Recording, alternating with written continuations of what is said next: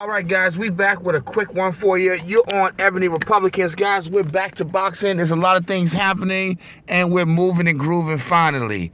Again, guys, we keep talking about Jerron Boots Ennis, and I understand he's a guy who grew up fighting. His father was a fighter. His brothers fought.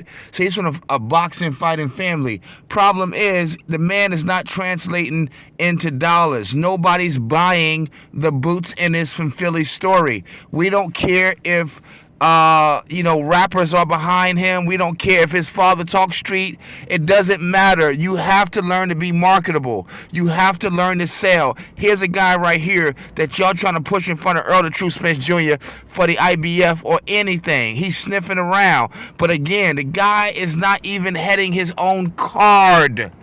Okay? The guy doesn't have a belt. Okay? The guy is not on pay-per-view. The guy's not on Showtime. Why in God's name?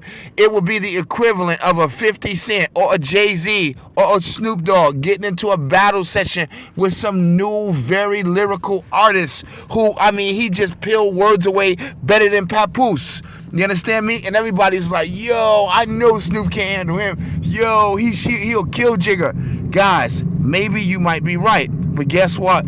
Jay-Z, Snoop Dogg, and any artists with any common sense are not even interested in the idea because, look, money is what it's about. People's is paying $250,000 for just a feature. Imagine for a battle rap. Imagine to do some other videos and things like that. And it's the same thing. In order for you to make a fight, this guy has got to do his part, windows a drawer, to make sure that he can likewise put family food in my family's mouth. I'm leaning on myself to put asses in seats and you. And that's what usually happens, and you see with Terrence Crawford. When you can't put asses in a seat, okay, when then you got to take a lesser pay.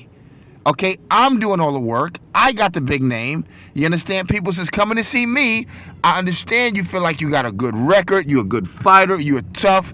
Everybody knows you in the streets. You punch really hard and all of that good shit. We love it. Okay, great. I'm listening. But how does that translate into dollars? How does that translate into pay-per-views? Is what black folks don't understand. So I'm going to just tell you guys like this one time. I don't even require Boots Ennis to actually have a belt. All I'm asking him to do is have your own card, my G. You understand me? That's what I'm asking you to do. Start hitting them pay-per-views and them Showtimes, you understand me? And get your money weighed up.